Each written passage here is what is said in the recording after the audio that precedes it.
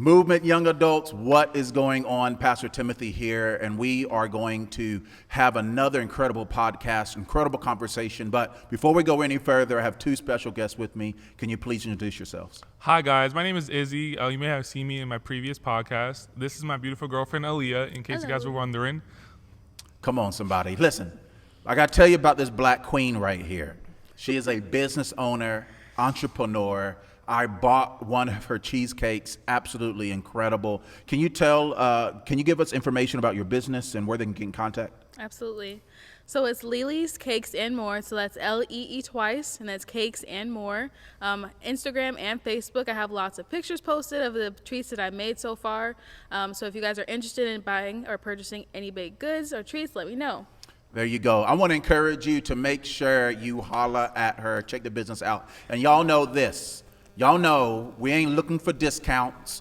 We ain't asking for favor, expecting it for free. We're going to support small businesses. That's how we do it. So make sure you roll through and you give that great support. So family, we're having we pride ourselves here in having content that's real, as relevant, that really answers the questions to where we may be in life. And today we're talking about the comparison game, right? Yep. And one of the things that happens in the comparison game is that we can create and bring out levels of insecurity that freezes us right where we are and halts us from reaching our purpose. So we're going to get right into this, family. So once again, before we go any further, grab the ice cold Malta, make a Caffè Bustelo, grab that horchata, and let's get into this conversation.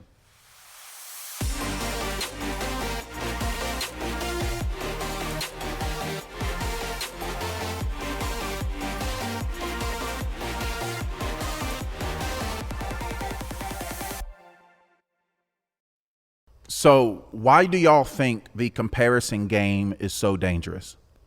I think it's pretty dangerous because, especially from a social media standpoint, all you see are people, posting things of their daily lives, and it's not necessarily anything bad that's always on there. But a lot of the times you'll see like somebody else pursuing their dream that may have also been your dream, or maybe they are more involved in their church and you're not as involved in your church, things like that. And then you can start to think like, man, I wish I was doing that, or I wish I would have done that. And, it just kind of becomes like, okay, well, do you really need to say that about yourself? Like, you can get more involved, or you can still pursue that dream. It's never too late. So it's just, overall, it's just hard for some people to come to terms with that.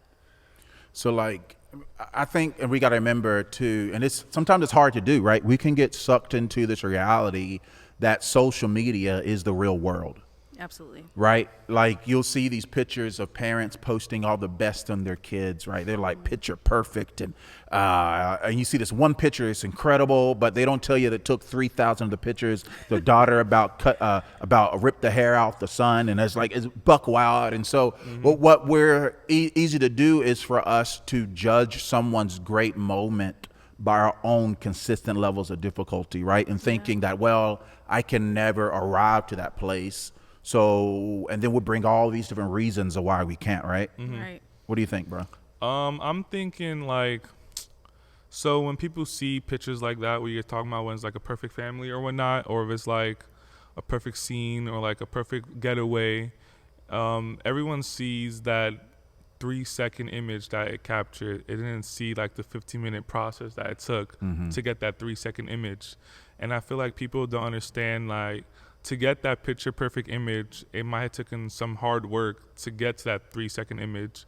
They just see the final production. They don't see, let's say in a scenario for like a job, they don't see the years it took to get that perfect job that people are craving. They don't actually see it on social media saying, oh, wow, I wish I had that guy job. That guy has it so easy, or she has such a nice car, or she has a perfect husband.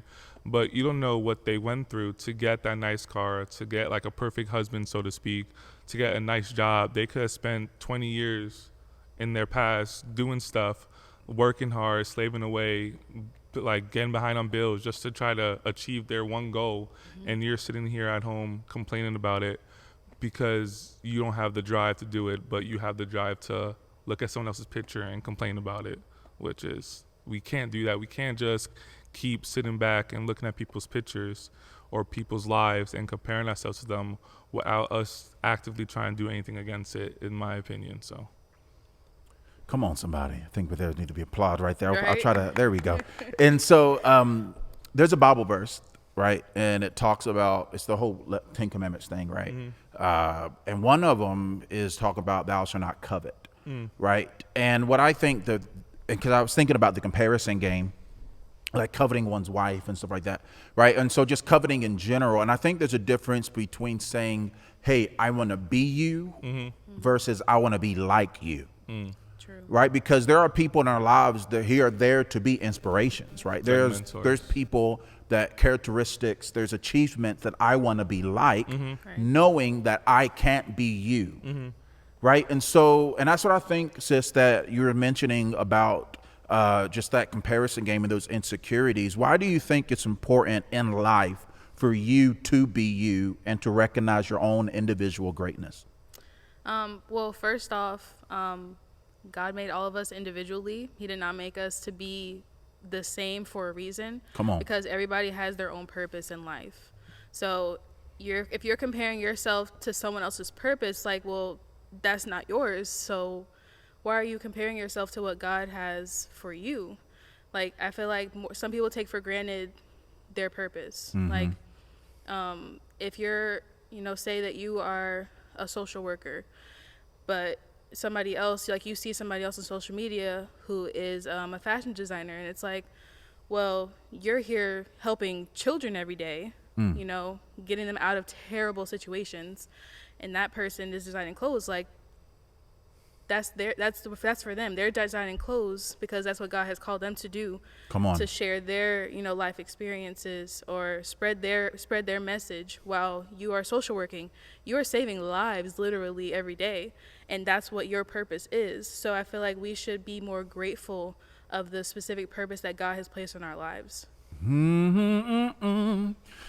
it's a good job, babe. Come on. Again, I think this has been you may have recognized a consistent message through all the podcasts, many of the podcasts, as we've been diving in between topics such as this. There's a level of self-awareness. There's a level of understanding that God created us individually. When he created us individually, he still speaks the words that this is good. Right? We're not an oops. We're not an accident. God's pencil doesn't have an eraser.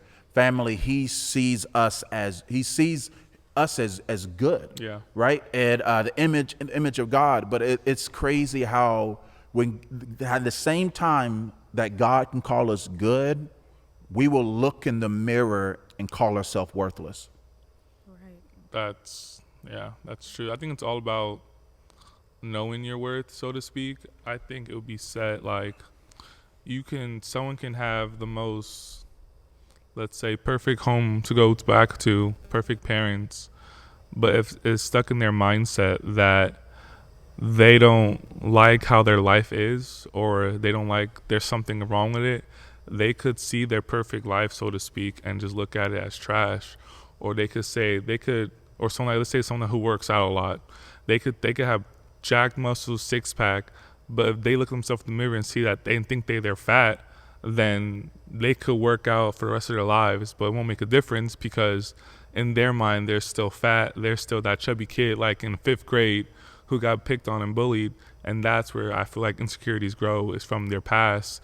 And if you're not careful, you could carry those insecurities with you to your adulthood, to your parent, to your marriage, to your fatherhood, and we just gotta be careful that we leave those insecurities back in the past where they belong, not with us to our futures. So, yeah. There's literally this thing is called body dysmorphia, right? And you hear about this term all throughout like the fitness and bodybuilding and all that stuff arenas and in circles, and literally just what you're saying, like they can be ripped and cut and whatnot and still look in the mirror and like, oh well, this is wrong, this is wrong, this is wrong, this is wrong. They can nitpick every single detail and live in a level of insecurity instead of celebrating their beauty and their greatness and things of nature, right? So and again, I get there's a sport in that regard, but again, it's to the mental state of just having to that place where there is this deep level of body dysmorphia should be and a level of concern. So man, I think there's a great danger in living in a place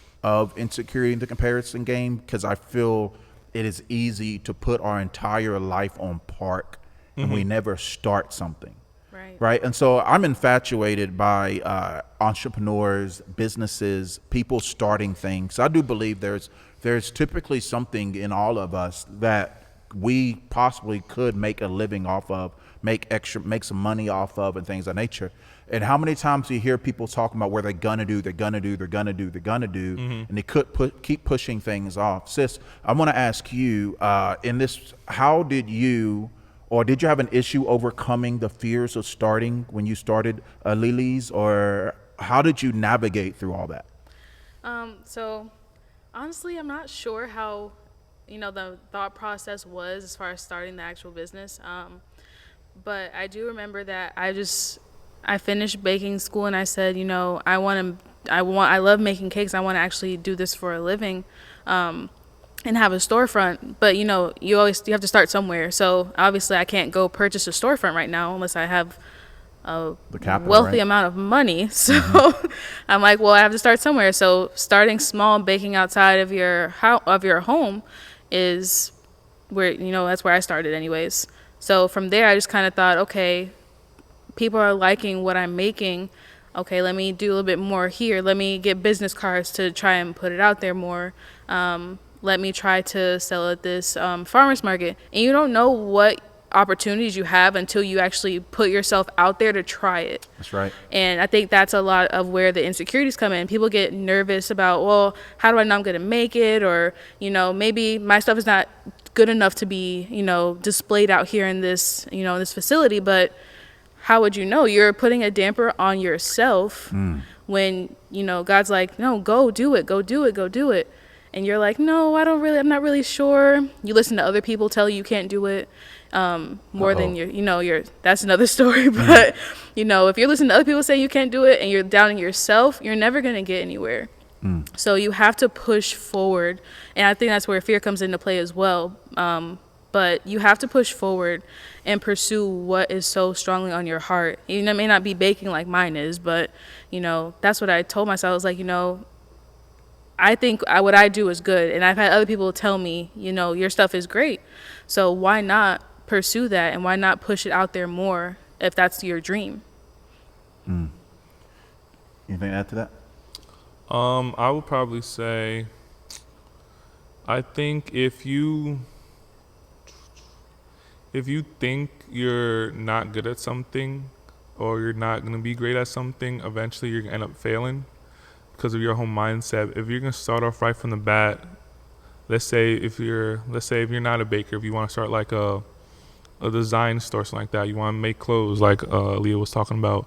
If your mindset straight off the bat is already saying, oh, look at all these other people, they started off with so much more money, or they have so much more talent than I have. If you start off with that mindset at the very beginning, I think you're setting up yourself to fail automatically. I think you need to have the mindset saying, well, I may not be as good as these fashion professionals, but I'm good enough that my people around me like it.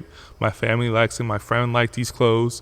Why not try and see if I can do better, be better, and set myself bigger goals? So then let me try to sell at this restaurant, or let me try to show them my designs for this stuff. And it doesn't have to be just clothes. You could build yourself from clothes to like store design, so all this other stuff. As long as you keep thinking to yourself, saying, man, I could do so much better. I could be bigger who I am. I know I could get better.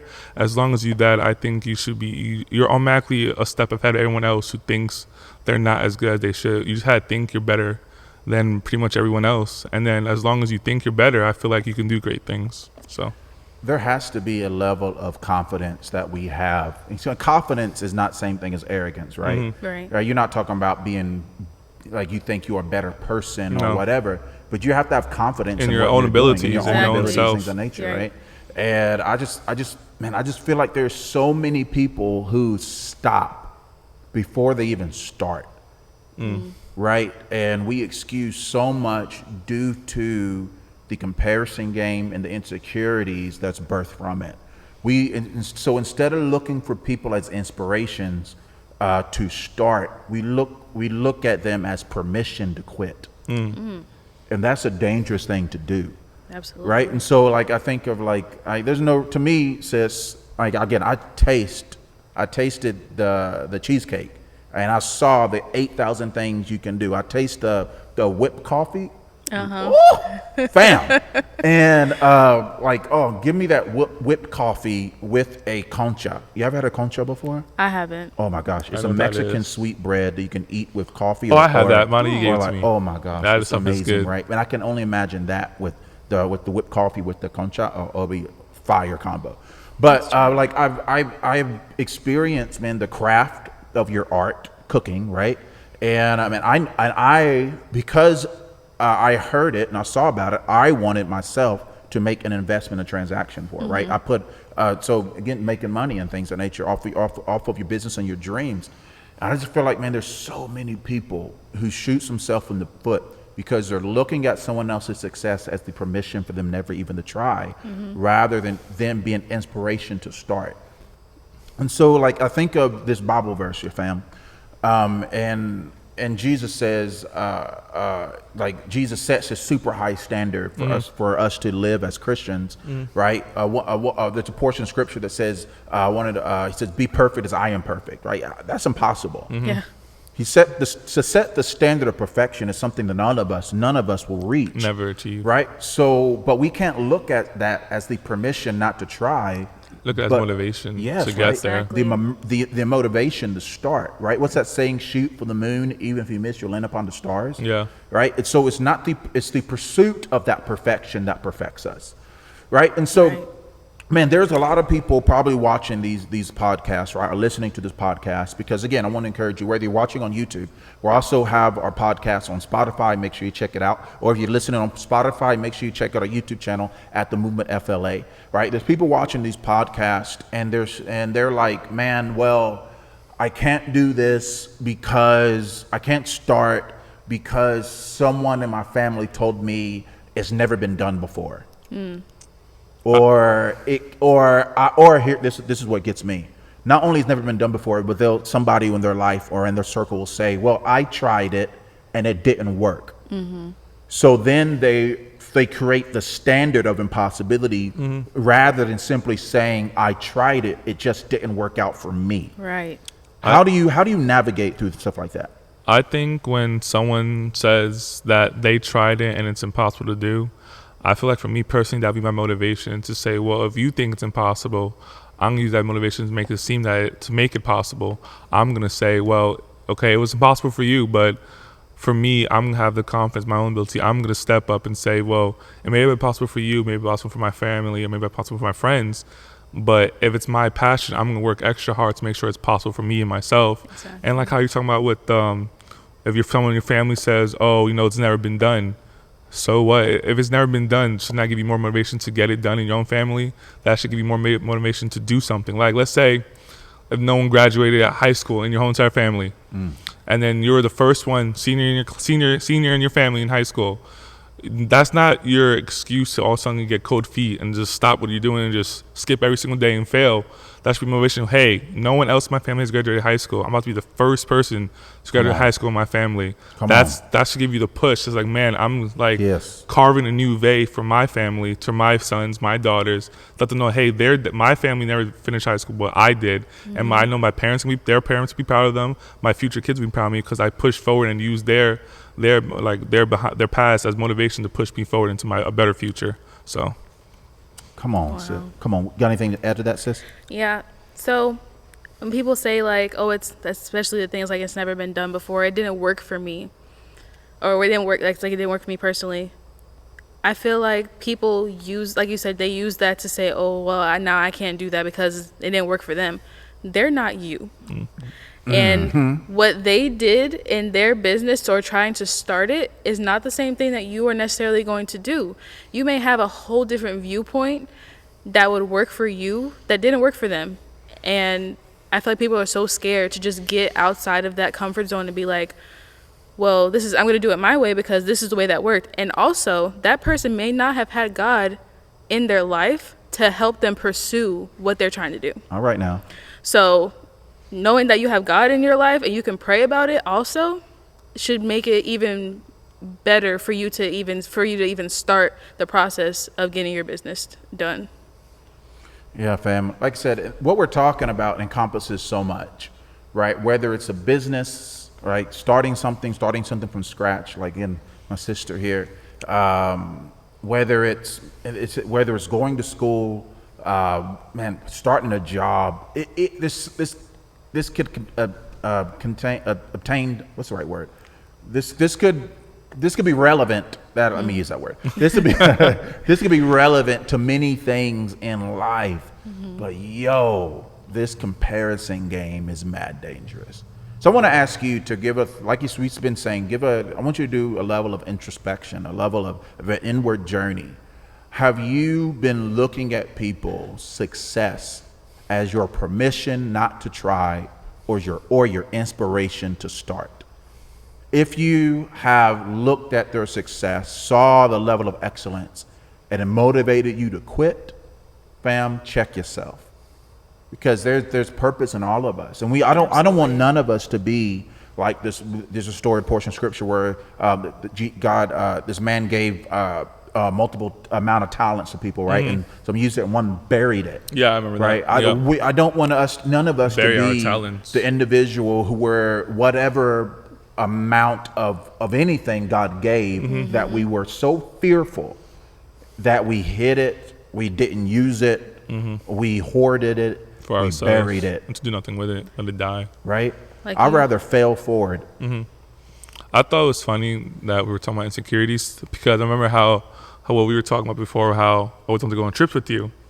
But the reason why I never asked you is because as someone who grew up in church but didn't like going to church, you see all these pastors, or when you come to Trinity, you see all these young pastors, young leaders from, like, say, Circle on Wednesdays, or on Thursday, you see these people who are younger than I am leading people to God, or worshiping, or praising, or preaching in such a, in my opinion, perfect manner, that I think to myself, well, they're on stage, sure, automatically better than I am, so who am I to ask a pastor to go on trips with him when he could choose anyone he wants? And the thing that pushed me past that, first, my girlfriend, but also I just gotta stop. I gotta stop comparing myself to other preachers, other young pastors, other people in the church, because that will get you nowhere fast. If you keep comparing yourself to people in the church who you think are automatically better than you, they're no different from you, except maybe how the relationship with God is. So if you have the same relationship with God as they do, you're just as qualified to go on trips with pastors, or you're just qualified to go on stage and preach or worship as hard as they do, be on the worship team, as long as your relationship with God is just as good as they are. But you got to stop saying that they're perfect and you're not, all because they're in a higher position of authority than you at a church. That shouldn't stop you, and that's what was stopping me, all because if I see someone who I think is a better person to talk, to lead, to pray over people, if I think they're better than me, I'm like, well, I should nowhere near ask for help. But I just got to start seeing myself for myself personally, I got to start seeing myself in a new light, so to speak, saying, well, I may not be as good as words as some other pastor or some other preacher, but I could talk. I have a mouth. I have a brain. I may not be able to pray as eloquently as other Pastor Jamie or Pastor Tim, but I could still say what God has put on my heart and on my mind to other people. That's good. So I just got to realize that even though I may not be good as other pastors, other people, I can be just as good as my own self. Come on. As long as God, puts me in the right path, I could blossom like a flower. Won't he do it? Come on. Yeah. Thank you, guys. Hey, we're about out of time. We got to wrap this up. Any closing remarks, sis? What I was gonna say is how you said people will bury their talent. You never know what your talent is. You never know how you can impact someone else. You had never know. You could be like PT was he preached about last week on Thursday. You could be the answer to someone's prayer. Come on. By the smallest thing, by something that's your big dream, could be something so small to them that it could be a domino effect. It could help them start their business or pursue their dream, and it can just keep going from there. And then we'll have a multitude of small businesses just because, one person started it for everybody. So I just think, if you have a talent, please use it in a positive way. Come on. Many of you have heard my story many times. I lived what we're talking about. I lived it for over 30 years of my life, and I'm just 34. So I feel like I've only came to grips with myself for the last 4 years. So for 30 years, I feel like I lived in a shell of my potential, and now I'm just stepping in it. But what had the shift was my mindset.